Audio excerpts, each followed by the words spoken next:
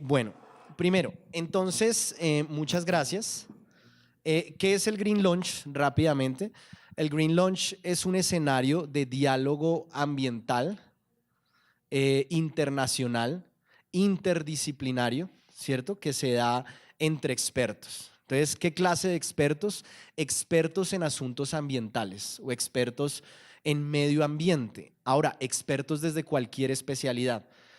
Como le contaba ahorita con alguien en una conversación, yo he propuesto que los temas giren en torno a discusiones de derecho internacional ambiental, pero no necesariamente porque esa sea la única forma en la que se puede dar el diálogo, sino porque es el tema que yo sé, el único que sé, entonces es el que propongo un poco para que podamos dar el diálogo. Pero la idea es que interactuemos abogados, economistas, ecólogos, biólogos en torno a medio ambiente y asuntos ambientales. ¿Listo? Ese es un poquito el escenario. El objetivo de este espacio es ir consolidando una comunidad a fin de que posicionemos el medio ambiente en la agenda. Principalmente pues nuestra agenda más cercana, que es la agenda nacional, pero por supuesto también la agenda regional y la agenda internacional. Ese es el escenario un poco de en qué consiste el Green Launch. Reitero que como digamos en nuestra base de datos y en nuestro auditorio estamos llenos de doctores, de expertos, de personalidades. Entonces, un poco la propuesta es que salgamos de ese formalismo y nos enfoquemos en lo sustantivo, ¿no? En lo académico, más en las ideas que tenemos que compartir, porque de dar deferencia a todos los títulos que todos los que están sentados acá tienen, pues digamos un poco perderíamos la dinámica.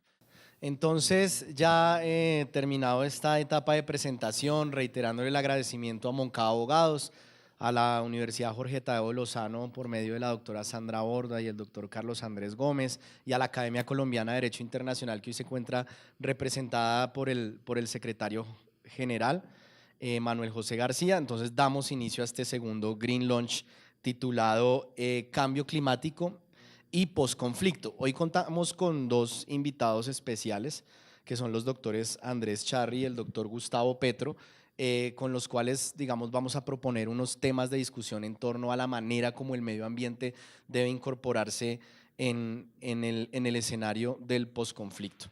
Para esto quisiera simplemente tomarme el atrevimiento de dar una contextualización un poco del escenario que vemos y procederé ya a darle la palabra a nuestros distinguidos invitados del día de hoy. Bueno, hay varias cosas que yo quisiera, digamos, introducir referente a este tema. Lo primero es que sabemos el contexto, cuál es el contexto en el que nos encontramos. Estamos en un escenario de terminación de un conflicto armado no internacional, así como es determinado por el derecho internacional humanitario, y en un escenario de transición o de lo que se ha, digamos, bautizado en algunas esferas como posconflicto o un espacio transicional, ¿no? Ahora, la gran pregunta es que cuando uno hace el simple ejercicio de buscar el acuerdo final y hacer una búsqueda, bien sea usando las metodologías que tiene el computador para encontrar la palabra medio ambiente o medioambiental, o aún si uno hace una lectura, digamos, juiciosa del acuerdo, es llamativo, sorprendente y probablemente chocante ver que el medio ambiente no ocupa verdaderamente un papel ni preponderante ni se desarrolla de manera concreta dentro del ambiente, dentro del acuerdo. Aunque el medio ambiente debería ser un tema que, digamos, que se encuentre transversalmente a lo largo de este acuerdo, que es pues la base jurídica a través de la cual se va a implementar el escenario de posconflicto, que por supuesto trascenderá a lo jurídico, ¿no? Y tendrá que abarcar muchísimas más áreas. Frente a eso yo quisiera reiterar desde el derecho internacional que no deberíamos alarmarnos y preocuparnos porque en mi parecer el medio ambiente necesariamente está allí, y eso es un poco la línea de mi breve introducción que quiero hacer. ¿Por qué está allí? Yo lo veo por dos vías. Por un lado, digamos, en tanto que el acuerdo de paz es una ley que se adscribe y que se articula dentro de todo un sistema y un ordenamiento jurídico como el colombiano, un ordenamiento constitucional, yo lo que veo es que aunque el medio ambiente de manera explícita no se desarrolla, digamos, dentro del acuerdo, implícitamente por su simple hecho de no ser un documento apartado o desconectado, sino estar integrado en un sistema jurídico, todos los avances y todos los desarrollos que en materia ambiental existen en el ordenamiento jurídico colombiano necesariamente se tienen que entender, digamos, agregados, incorporados, unidos, pegados, no sé cómo más reiterarlo, a este acuerdo de paz.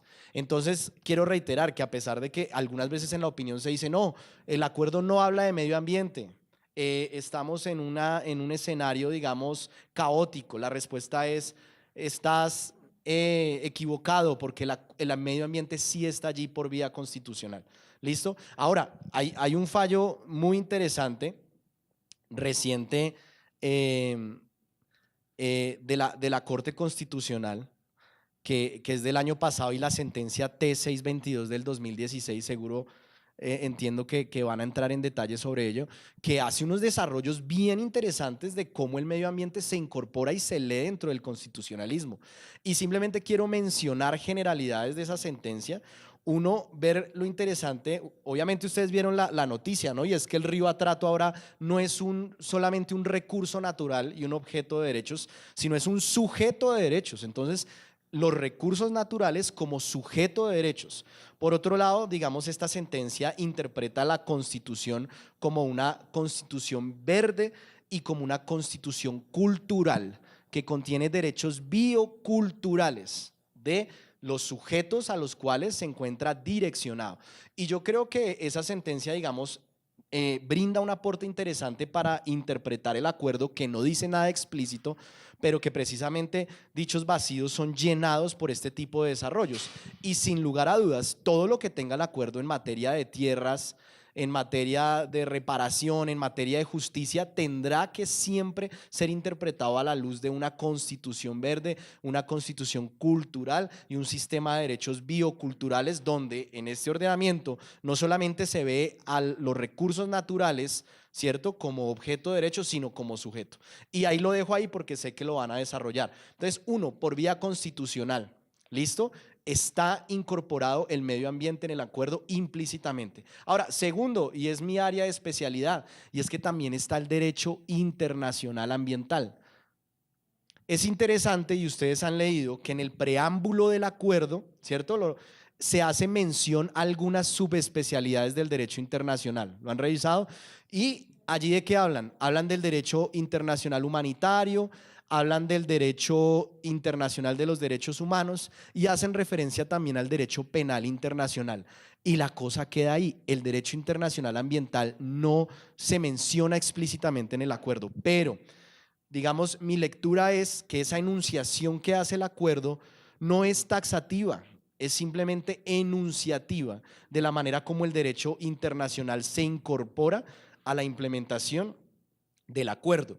Y yo creo que aunque no se menciona, se debe entender que esta solo es una enunciación y que también el derecho internacional ambiental se encuentra incorporado, tanto por cuanto Colombia tiene un sistema jurídico que permite, digamos, un sistema de inmersión de los tratados internacionales ambientales que ha firmado y ratificado. Ahorita se encuentra en proceso, ¿cierto?, en el Congreso el Acuerdo de París, pero también por vía de la costumbre internacional. Toda la costumbre internacional ambiental de la cual Colombia no se ha hecho objetor persistente. Y ahí pongo un paréntesis, Colombia no se ha hecho objetor persistente de absolutamente ningún principio ambiental internacional. Por ende, todo el corpus juris internacional ambiental que ha sido, digamos, aceptado por la comunidad internacional como costumbre internacional, en algunos casos por vía de la jurisprudencia de la propia Corte Internacional de Justicia, debe entenderse incorporado también al sistema jurídico colombiano como tal y por ende a la aplicación de este acuerdo. Y termino simplemente con una enunciación de algunos principios que deben tenerse en cuenta y que, aunque explícitamente no se mencionan en el acuerdo, están ahí presentes y es deber nuestro interpretarlos, ponerlos en evidencia, visibilizar la agenda y hacer que esto se cumpla. ¿Qué principios? Primero, el de desarrollo sostenible y por ende toda la distribución de tierras que está, digamos, dispuesta dentro del acuerdo debe entenderse que es una distribución de tierras, digamos, sostenible, sustentable, en aras, digamos, a la atención de este principio, asimismo como el manejo de todos los recursos que, digamos, que están en juego dentro de los espacios en los que históricamente se produjo la guerra en Colombia. Ahora, ¿qué otros principios? Está el principio de prevención ambiental, pero por supuesto también está el principio de contaminador pagador, o lo que se conoce, digamos, en su anglicismo como el polluter pays principle. Y es que eso a uno se lo enseñan desde que es niño, ¿no?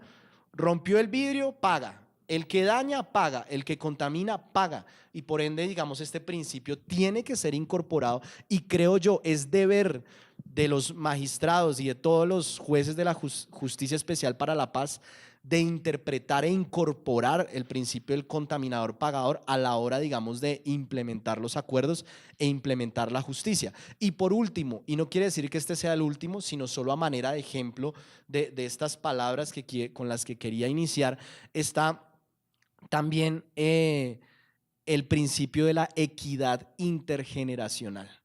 Y es básicamente consistente en que las generaciones presentes, es decir, ustedes, nosotros, todos, le debemos a las generaciones futuras que no han nacido, a sus hijos por nacer, a sus nietos por nacer, a sus bisnietos por nacer, digamos, les debemos la obligación de conservar los recursos naturales y conservar el planeta, el espacio, la tierra en las condiciones o aún mejor que cómo lo encontramos. Y entonces yo creo que este principio, que también es un principio consuetudinario del derecho internacional ambiental, que no ha sido objetado nunca por Colombia, ha integrado también por ende esto, porque vivimos en un escenario donde ya este tipo de normas no se entienden como normas aisladas que tienen una, digamos, una interpretación, digamos, autonómica, sino son normas que se conectan y son interdependientes tanto a un sistema constitucional que tiene una serie de desarrollos como el que acabo de mencionar de la Corte Constitucional,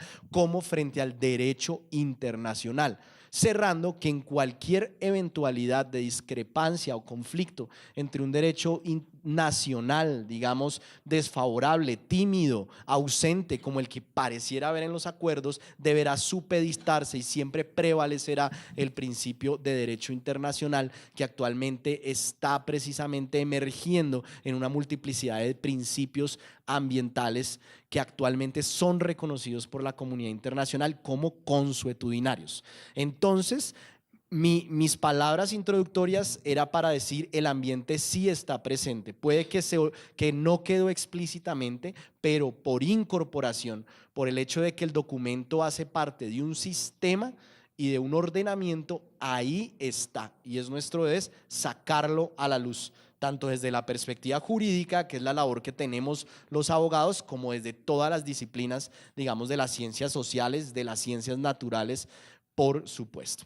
Entonces, ante esas circunstancias y viendo que hay múltiples desafíos como los daños ambientales, ahora, uno de los desafíos ahora es que los grupos, digamos, en conflicto habían protegido áreas, ¿cierto? Espacios, reservas ambientales. Y la preocupación no solo es los daños ambientales que quedaron, sino qué va a pasar con esas áreas que se habían mantenido protegidos, curiosamente, por causa del conflicto, ¿no? Entonces ahí hay como una paradoja. Y entre todos esos escenarios es que ya yo me permito cederle la palabra primeramente a Andrés, después a Gustavo, para que desarrollen estas ideas y planteemos precisamente un debate y ustedes puedan interactuar.